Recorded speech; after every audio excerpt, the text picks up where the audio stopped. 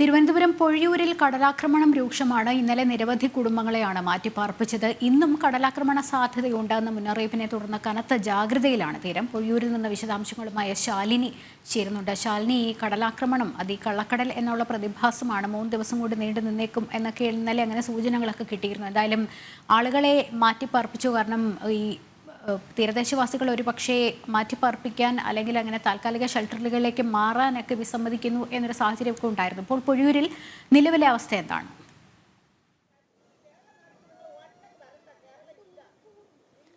ലക്ഷ്മി, ഞാനിപ്പോൾ ഉള്ളത് തിരുവനന്തപുരം പൊഴിയൂർ തീരദേശ മേഖലയിലാണ്. ദൃശ്യങ്ങളിൽ നമുക്ക് കാണുന്നത് പോലെ തന്നെ വളരെ ഭയാനകമായ ഒരു സാഹചര്യത്തിലൂടെയാണ് ഇവിടുത്തെ ഓരോ പ്രദേശവാസികളും ഇപ്പോൾ ഇവിടെ ഉള്ളത് എന്നുള്ളതാണ്. ലക്ഷ്മി സൂചിപ്പിച്ചതുപോലെ തന്നെ പലരും ദുരിതാശ്വാസ ക്യാമ്പുകളിലേക്ക് മാറണമെന്നുള്ള നിർദ്ദേശം നൽകുമ്പോഴും എത്ര ദിവസം അവിടെ കഴിയേണ്ടി വരും, ഏതൊക്കെ രീതിയിലുള്ള സൗകര്യങ്ങൾ ഒരുക്കും, പലരും ശസ്ത്രക്രിയകളൊക്കെ കഴിഞ്ഞവരാണ്, അവർക്ക് വേണ്ടിയിട്ടുള്ള അടിസ്ഥാന സൗകര്യങ്ങൾ അവിടെ ഒരുക്കുന്നുണ്ട് എന്നുള്ളതൊക്കെ ചോദ്യങ്ങൾ ഈ ഘട്ടത്തിൽ ഇവിടെ ഉയരുന്നുണ്ട്. ആ സാഹചര്യത്തിൽ വളരെ ആശങ്കയോടുകൂടി തന്നെയാണ് ഈ പൊഴിയൂർ തീരദേശ മേഖലയിൽ ഓരോ വീടുകളിലെയും ആളുകൾ ഇപ്പോൾ ഇവിടെ ഉള്ളത് എന്നുള്ളതാണ് ഏറ്റവും പ്രധാനപ്പെട്ട കാര്യം. ഇന്നലെ ഏകദേശം രാവിലെ 11 മണിയോട് കൂടിയാണ് ഈ കള്ളക്കടൽ പ്രതിഭാസം എന്ന രീതിയിൽ ഈ ഒരു പ്രതിഭാസം ഉണ്ടാവുകയും തീരത്തെ നിരവധി വീടുകളാണ് കടലെടുത്തിട്ടുള്ളത്. നിരവധി ബോട്ടുകൾ, യാനങ്ങളൊക്കെ തന്നെ മത്സ്യബന്ധന തൊഴിലാളികളുടെ തകർന്നിട്ടുണ്ട്. അത്തരത്തിൽ വലിയ രീതിയിലുള്ള ഒരു ആശങ്ക ഈ മേഖലയിൽ തുടരുന്നുണ്ട് എന്നുള്ളതാണ് ഏറ്റവും പ്രധാനപ്പെട്ട കാര്യം. വളരെ ഭയത്തോടെയും ഭീതിയോടു കൂടിയാണ് ഓരോ ആളുകളും ഇവിടെ താമസിക്കുന്നതും നിലവിൽ ഇവിടെ കഴിയുന്നതും എന്നുള്ളതാണ്. പലരും ദുരിതാശ്വാസ ക്യാമ്പുകളിലൊക്കെ ആയിരുന്നു. അവരൊക്കെ തന്നെ രാവിലെ ഇങ്ങോട്ടേക്ക് എത്തി അവരുടെ വീടുകൾ നിലവിലുണ്ടോ എന്നതൊക്കെ നോക്കാൻ വേണ്ടിയിട്ട് എത്തിയിട്ടുണ്ട്. ചേട്ടാ, എപ്പോഴാണ് ഈ സംഭവം ഉണ്ടാകുന്നത്? എങ്ങനെയാണ് നിങ്ങളുടെയൊക്കെ നിലവിലെ ഒരു സാഹചര്യം? ഞങ്ങളെന്ന് പറഞ്ഞാൽ ഇപ്പം കടൽ തീരത്ത് കിടക്കുന്നു. അപ്പം ഞങ്ങൾക്ക് ഇത് തന്നെ ജീവിതം എന്ന് പറഞ്ഞ് ഞങ്ങൾ കിടക്കും. എപ്പം ഇത് കടൽ ഞങ്ങളെ ഈത്തണ്ട് പോകുമെന്ന് പറഞ്ഞിട്ട് ഞങ്ങൾക്ക് ഒന്നും പറയാൻ പറ്റത്തില്ല. നിലവിൽ ഇവിടുത്തെ ജനപ്രതിനിധികളോ MP ഒക്കെ ഇവിടെ വന്നിരുന്നോ ഈ ഒരു സാഹചര്യമൊക്കെ നോക്കാൻ? ഇവിടെ ഈ കടപ്പുറ ഏരിയയിൽ ആരും വന്നിട്ടില്ല. മുകളിലാണ് പോണത്. ഇവിടെ വരാൻ വേണ്ടിയുള്ള സാധ്യതയില്ല.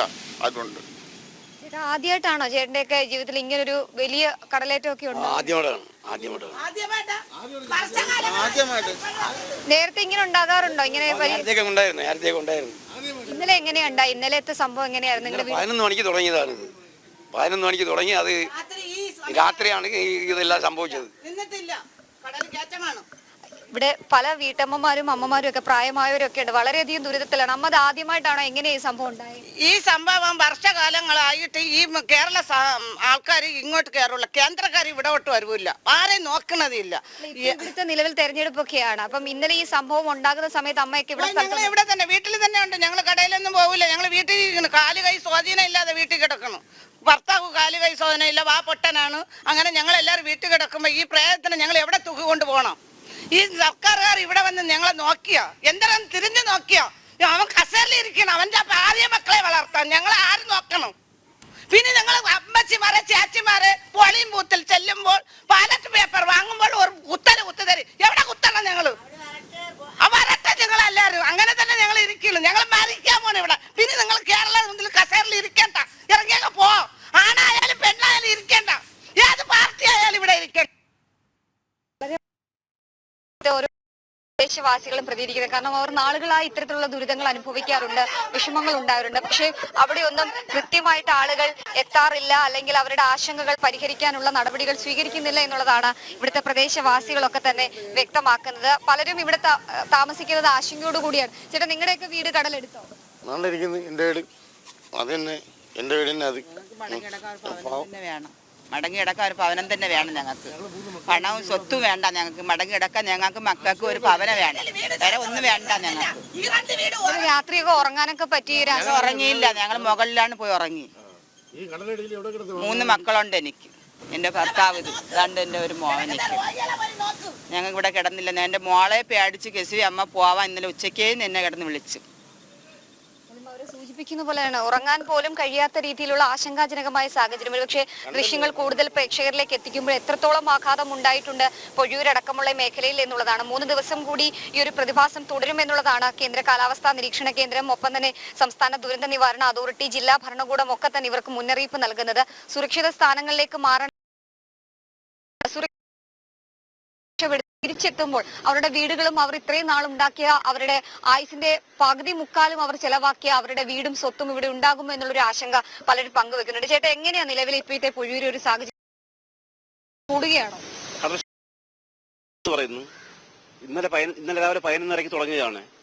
മക്കളും കുട്ടിയും എല്ലാം കൂടെ എടുത്തിട്ട് നേരെ സ്കൂളിൽ രാത്രിയോടുകൂടി എല്ലാം ഓടി. ഒരു സാധനം എടുക്കാതെ നഷ്ടപ്പെട്ട മേഖലയിൽ ഇതുവരെയും മന്ത്രിമാർ ആരെ തിരിഞ്ഞു നോക്കാൻ ഇതുവരെ വന്നിട്ടില്ല. പിന്നെ ഈ 10 ലക്ഷം രൂപ ഓരോ വീടിന് കൊടുക്കുന്നു, സ്ഥലം വാങ്ങിക്കാനും കൂടെ തികയുന്നില്ല. അത് അപ്പോൾ എമൗണ്ട് കൂട്ടി ഈ ഓരോ കുടുംബത്തിനും മാറ്റി പാർപ്പിക്കണം എന്നാണ് എൻ്റെ ഒരു അഭിപ്രായം. എത്രയും വേഗം അടിയന്തരമായിട്ട് ഇത് ജനങ്ങളെ എത്രയും മാറ്റി അവർക്ക് അതിനുള്ള ഓരോ വീടുകൾ കൊടുത്ത് അവരെ സുരക്ഷിതമാക്കണം എന്നാണ് ഞാൻ ഗവൺമെന്റിനോട് ആവശ്യപ്പെടുന്നത്. നമ്മളിപ്പോ നിൽക്കുന്ന ഇതിന് സമീപത്തുള്ളൊരു വീടാണ് ഈ ദൃശ്യങ്ങളിൽ പുറകിൽ കാണുന്നത്. ആ വീട് പൂർണ്ണമായും തകർന്നു എന്ന് തന്നെ പറയാം. പക്ഷേ ഈ വീടിന്റെ പുറകുഭാഗമാണ് നമ്മളിപ്പോൾ കാണിച്ചുകൊണ്ടിരിക്കുന്നത്. ആ വീടിന്റെ ഉടമ അല്ലെങ്കിൽ ആ വീട്ടിൽ ജീവിച്ച അതിന്റെ സ്ഥലത്തുണ്ടായിരുന്ന വ്യക്തി കൂടി നമുക്കൊപ്പം ചേരുകയാണ്. അതിന്റെ ഏകദേശം ഭൂരിഭാഗവും കടലെടുത്തിരിക്കുകയാണ്. സാധന ബാക്കി അദ്ദേഹം ഇവിടെ ദുരിതാശ്വാസ ക്യാമ്പുകളിൽ നിന്ന് ഇങ്ങോട്ട് ചേട്ടന്റെ വീടിന്റെ അവസ്ഥ എന്ന് പറഞ്ഞാൽ ഞങ്ങൾ എല്ലാ വർഷവും കാലാവസ്ഥ ഇതാണ്. എല്ലാ വർഷവും തന്നെ മന്ത്രിമാർ വരുന്നു നോക്കും, അപ്പടിയേ പോകും. അവർ ഈ ഇലക്ഷൻ വരുമ്പോഴും വരും നോക്കും പോകും. കാരണം ഇത് പാവപ്പെട്ട ജനങ്ങൾക്ക്, മത്സ്യത്തൊഴിലാളികൾക്ക് ഇതിനെ കൊണ്ടുതന്നെ ജീവിതം, കടല കൊണ്ടുതന്നെ ജീവിതം. ഇതില്ലാതെ ഇപ്പം ഞങ്ങൾക്ക് ഒരാഴ്ചയായി ഇപ്പോൾ വീടില്ല, ഒന്നുമില്ല. ഞങ്ങൾ പണിക്ക് പോയാൽ തന്നെ നമ്മൾ വീട്ടിൽ കഴിഞ്ഞിട്ട് ഉണ്ടാകത്തുള്ളൂ. ഇപ്പം പണിക്കുമായിട്ട് ഒരാഴ്ചയായി. ഇപ്പം ഞങ്ങൾ എന്ത് ചെയ്യണം? ഇപ്പം നിലവിൽ ഇപ്പോൾ വീടില്ല. ഇപ്പം ഞങ്ങളിപ്പോൾ എവിടെ പോയി താമസിക്കണം? ഇതിന് പരിഹാരം നിങ്ങൾ കണ്ടെത്തി. ഇപ്പം എൻ്റെ മോളിപ്പം കല്യാണത്തിൽ ഇപ്പോൾ 4 വർഷമായി. കൊച്ചുകുട്ടിയുണ്ട്, 1 വയസ്സ് 1 മാസമായി. ആ കൊച്ചിനെ കൊണ്ട് ഞങ്ങൾ എവിടെ പോകണം? എവിടെ പോയി താമസിക്കണം? കുടുംബക്കാരെല്ലാം ഞങ്ങളെ കൈവിട്ടായി. ഞങ്ങളിപ്പോൾ എവിടെ പോയി താമസിക്കണം? ഞങ്ങളിപ്പോൾ സാധനം അയക്കാനുള്ള ഒരു സ്ഥലം കൂടെ ഇല്ല. ഇതെല്ലാം സാധനം ക്യാമ്പ് ഉണ്ടാക്കണോ? അതിനിപ്പോൾ ഏതെങ്കിലും ഒരു നിലവിൽ ഒന്ന് കണ്ടെത്തി. ക്യാമ്പിലേക്കൊക്കെ മാറാനാണ് ജില്ലാ ഭരണകൂടം പറയുന്നത്. പക്ഷേ എത്രത്തോളം ദിവസം താമസിക്കും? ഇല്ല, ഈ ദിവസം ഉണ്ടാവും, എത്ര ദിവസം കടൽ ഷോ ഉണ്ടാവും ഞങ്ങൾക്ക് അറിയത്തില്ല. അപ്പൊ ഞങ്ങൾ എന്ത് ചെയ്യണം? ചേട്ടന്റെയൊക്കെ ജീവിതത്തിൽ ആദ്യമായിട്ടാണോ ഇത്രയധികം കടൽ കയറി ഇത്രയധികം പ്രശ്നങ്ങൾ? ഇല്ല, ഇതിനു മുമ്പ് ഉണ്ടായിരുന്നു. 11 ദിവസം വരെ ഞങ്ങൾ ക്യാമ്പിൽ. അപ്പോഴും പറഞ്ഞ് ഞങ്ങളുടെ പേരിൽ വീട് ഞങ്ങൾ അവർ മാറ്റി കൊടുത്തു. എൻ്റെ പേരിലൊന്ന് വീട് അവർ മാറ്റി കൊടുത്തു. ഞങ്ങൾ എന്തിനാ ഈ ദൂരത്ത് നിന്ന് ഈ അടിയിൽ വളക്കിന് പോകാനായിട്ട്? ഞങ്ങൾ വേണ്ട. ഞങ്ങളെ കുടുംബത്തിലുള്ള ആൾക്കാരല്ല. ഞങ്ങൾ പാവപ്പെട്ട ആൾക്കാരാണ്. ഞങ്ങൾ ഈ അടിക്ക് ഒന്നും പോകത്തില്ല. അതുകൊണ്ട് നമ്മുടെ പേരിലൊന്ന് വീട് അവർ വേറെ ആൾക്ക് കൊടുത്തപ്പോൾ ഞങ്ങൾ മിണ്ടിയില്ല. ഞങ്ങൾ പാവപ്പെട്ട ആൾക്കാരാണ്. നമ്മൾ ഈ അടിയിൽ വളക്കിന് നമ്മൾ പോകത്തില്ല. നമ്മൾ അതുകൊണ്ട് മടങ്ങി ആ കുടിസിൽ തന്നെ ഞങ്ങൾ കിടന്നു. സർക്കാരിന്റെ അനാസ്ഥയിൽ ഇവിടെ പിൻഭാഗമാണ് നമ്മൾ കാണുന്നത്. വളരെയധികം ദുരിതത്തിലാണ് ഇവിടെയുള്ള ഓരോ മേഖലകളും. കാരണം കടൽ ഭിത്തികളൊക്കെ തകർത്തുകൊണ്ട് കടൽ വെള്ളം ഇരച്ചെത്തുക, ഒരുപക്ഷെ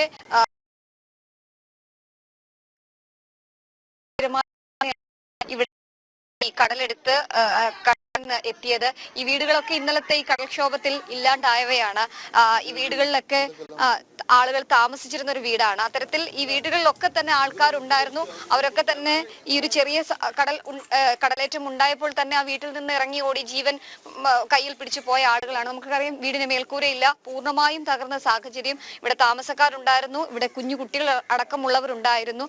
അവരുടെ ഭക്ഷണവും അവരുണ്ടാക്കിയ സാധനങ്ങളും കുഞ്ഞുങ്ങളുടെ ബാഗുകൾ ഉൾപ്പെടെ ഇവിടെ കിടക്കുന്നത് നമുക്ക് കാണാൻ സാധിക്കും. അത്തരത്തിൽ കടൽ പൂർണ്ണമായും ഈ ഒരു തീരദേശ മേഖലയെ എടുത്തുകൊണ്ടിരിക്കുകയാണ്. പക്ഷെ അവിടെ ഒരു അറുതി വരുത്താൻ അല്ലെങ്കിൽ കൃത്യമായ ഒരു ഇടപെടൽ നടത്താൻ സർക്കാരിന് കഴിയുന്നില്ല എന്നുള്ളൊരു വലിയ ആക്ഷേപം കൂടിയാണ് ഇവിടുത്തെ പൊതുജനങ്ങൾ, സാധാരണക്കാരായ മത്സ്യത്തൊഴിലാളികൾ മുന്നോട്ട് വെക്കുന്ന പ്രധാനപ്പെട്ട കാര്യം എന്നുള്ളത്. കാരണം ആശങ്കയോടുകൂടി അല്ലാതെ ഇവിടെ ഉറങ്ങാൻ പോലും കഴിയാത്ത സാഹചര്യത്തിലേക്ക് കാര്യങ്ങൾ പോകുന്നുണ്ട് എന്നുള്ളതാണ് ഏറ്റവും ശ്രദ്ധേയമായിട്ടുള്ള കാര്യം. പൂർണ്ണമായും തകർന്ന വീടുകൾ, ഒപ്പം തന്നെ ഇടിഞ്ഞു വീഴാറായ കെട്ടിടങ്ങൾ, അത്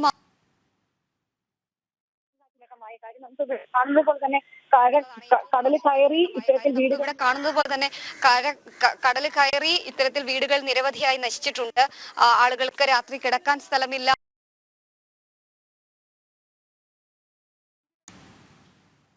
കാര്യങ്ങൾ പോകുന്നത്. കൃത്യമായി കുടിവെള്ളം എത്തുന്നില്ല, വൈദ്യുതി ഇല്ല. കാരണം ഇന്നലെ ഈ ഒരു സംഭവം രാവിലെ 11 മണിയോടുകൂടി സംഭവിച്ചതിന് തൊട്ടു പിന്നാലെ തന്നെ KCB ഈ വൈദ്യുത ബന്ധം പൂർണ്ണമായും വിച്ഛേദിച്ചിട്ടുണ്ട്. അതുകൊണ്ട് തന്നെ രാത്രിയിലടക്കം ഇവർ ഈ ഒരു സമയത്ത് ഇവിടെ വലിയ രീതിയിലുള്ള ആശങ്കകൾ അനുഭവിച്ചിട്ടുണ്ട് എന്നുള്ളതാണ് മനസ്സിലാകുന്നത്. ചേച്ചി കൊണ്ടേറ്റോ ഒരു പാത്രം കൊണ്ടേറ്റോ അല്ലെ ഞങ്ങൾ ഉറങ്ങാൻ വരട്ടോ ഇന്നത്തേക്ക് എല്ലാരും വരട്ട് വിടുന്നു ഉപേക്ഷിക്കുന്നു. ഞങ്ങളെ കണ്ട കടല് കൊണ്ടുപോയാ ഞങ്ങളും പോട്ടെ ഭരിക്കട്ടെ. പിറന്ന മണ്ണിയില്ല, വളർന്ന നാടിയില്ല, ഞങ്ങൾ ഇതോടെ ജീവിതമില്ലാതെ തകർന്നു പോട്ടു. ജീവിതം എല്ലാം നശിച്ചു എല്ലാം പോയമ്മ. സ്കൂളിൽ പോയി കിടക്കാൻ പറയണം. 5 ദിവസം കിടക്കും, ആരും തന്നെ ഒന്നും നോക്കൂല. 5 ദിവസം പറയാം അവിടെ കിടക്കാൻ, ആരും നമ്മൾ തിരിഞ്ഞു നോക്കൂല. ജീവിക്കണ്ടേ? എവിടെ ആര് കിടക്കും? മക്കളെ ഭക്ഷണമൊക്കെ കഴിക്കാൻ പറ്റുന്നുണ്ട്? ഇല്ല, എങ്ങനെ എവിടെ വെച്ച് വേവിക്കാൻ? ഞങ്ങളൊന്നും ഇതില്ലാതെ കിടക്കുന്നു. ഭക്ഷണം കഴിക്കാൻ പോലും ഇതില്ല. ഞങ്ങളെ വീട് ചോദിച്ചപ്പോ ഞങ്ങൾക്ക് 10 ലക്ഷം രൂപ തരുന്നു, സ്ഥലമുള്ളവർക്ക് തരുന്നില്ല. സ്ഥലം ഗവൺമെന്റുകാർ തന്നിട്ടാ വാങ്ങിച്ച്. വെള്ളത്തിലാണ് കിടക്കുന്ന സ്ഥലമൊക്കെ.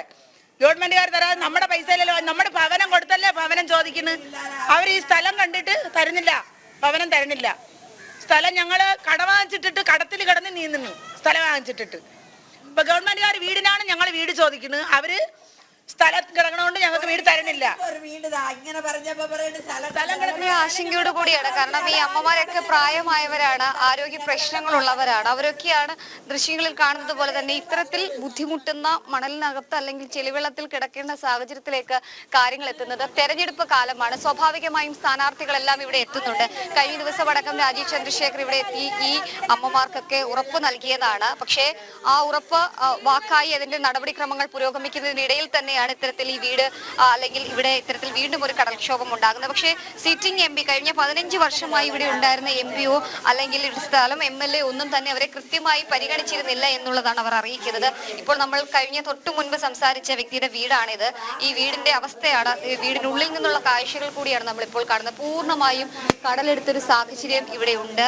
അവരുടെ സാധനങ്ങൾ, സാധന സാമഗ്രികൾ, അടുക്കളയിൽ ആഹാരം ഉണ്ടാക്കുന്ന സാധനങ്ങൾ എല്ലാം കടലെടുത്തൊരു സാഹചര്യം. അത്തരത്തിൽ വളരെയധികം ദുരിതത്തിലാണ് ഓരോ അമ്മമാരും സംസാരിക്കുന്നത്.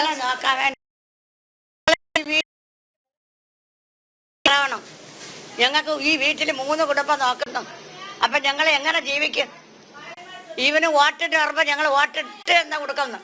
ആൾക്കാർക്ക് പറയുന്നു വോട്ടിട്ട് ഇടുമ്പോ പറയുന്നു നിങ്ങൾ വോട്ടിട്ടില്ല. അപ്പൊ ഞങ്ങളെ എങ്ങനെ ഇടാൻ വേണ്ടി വോട്ട്? ഞങ്ങളെ 3 മക്കള്, ഞങ്ങളെ പ്രസവിച്ച 3 കുഞ്ഞുങ്ങളെ എവിടെ നോക്കാൻ നോക്ക്. ഞങ്ങൾ അടുക്കളയെല്ലാം വ്യാപിക്ക് തിന്നാനുള്ള അടുക്കള എന്നതല്ല. ഞങ്ങൾ എങ്ങനെ വ്യാപിക്കും? ഞങ്ങൾ എങ്ങനെ എവിടെ വിളിന്ന് ഉറങ്ങാൻ വേണ്ടി? ഞങ്ങൾക്ക് ഒരു വസ്തുവില്ല, ഒരു പ്രേടയില്ല, ഒരു പൈസയുമില്ല. ഞങ്ങൾ ഇവിടെ വന്ന് നോക്കിയപ്പോൾ അപ്പം മൊത്തം അങ്ങ് വിളുന്നു. ഞങ്ങളെങ്ങനെ ഓടാൻ വേണ്ടി? MP ഒക്കെ പറയണം നിങ്ങൾക്ക് വേണ്ടി എല്ലാ സഹായങ്ങളും ചെയ്യുന്നുണ്ടെന്ന്. 15 വർഷമായിട്ട് എന്തെങ്കിലും മോളെ ഞങ്ങൾക്ക് എവിടെ ഇത് സഹായം ഇത്ര വർഷം വരെ ഞങ്ങൾ എങ്ങനെ സഹായം ചെയ്യുന്നത്? അവന് മാത്രം വോട്ടിന് മാത്രം അവകാശം. ഞങ്ങൾ വിളിന്ന് മരിക്കാം. അങ്ങനെയുള്ള ഒരു ഇതാണ് ഇവിടെ ഇട്ടിരുന്നത്. സൂചിപ്പിച്ചതുപോലെ തന്നെയാണ് ഈ ഒരു ആശങ്ക. ഈ വെള്ളത്തിനുള്ളിലാണ് അവർ കിടക്കുന്നത് എന്നുള്ളതാണ്. ഇതൊക്കെയാണ് ഇവിടുത്തെ യഥാർത്ഥ സാഹചര്യം എന്നുള്ളതാണ് ഏറ്റവും പ്രധാനപ്പെട്ട കാര്യം. തീരദേശ മേഖലയിലെ മക്കൾ, കടലിന്റെ സൈന്യം അല്ലെങ്കിൽ കേരളത്തിന്റെ സ്വന്തം സൈന്യം എന്നൊക്കെ കൊറോണ കാലത്ത് വാഴ്ത്തപ്പെട്ട ആളുകളുടെ ശരിക്കുള്ള ജീവിതമാണ് നമ്മളിപ്പോൾ ഈ കണ്ടുകൊണ്ടിരിക്കുന്നത്. കാരണം വീടുകൾ പൂർണ്ണമായും കടലെടുത്തിരിക്കുന്നു. വീടിന്റെ മേൽക്കൂരയില്ല, വീടിന്റെ ഭിത്തികളില്ല. അത്തരത്തിൽ കടലെടുത്തൊരു സാഹചര്യം. ഒരുപക്ഷെ ആശങ്കയോടെ അല്ലാതെ ഇവിടുത്തെ നമ്മൾക്ക് കാതോർക്കാൻ പോലും കഴിയാത്തൊരു സാഹചര്യം. കാരണം നമ്മൾ വന്നപ്പോൾ നമുക്ക് പലപ്പോഴും ഇങ്ങോട്ടേക്ക് മനസ്സിലായതാണ്. കാരണം ആ ഒരു ശബ്ദം, തിരമാലയുടെ ഒക്കെ ശബ്ദം. ഒരുപക്ഷെ നമ്മൾ രാവിലെ 6 മണിയോടുകൂടി ഇവിടെ എത്തിയപ്പോഴുണ്ടായിരുന്ന സാഹചര്യമല്ല. വീണ്ടും കടൽ കയറുകയാണ്, തിരമാലകളുടെ ശക്തി കൂടുകയാണ്.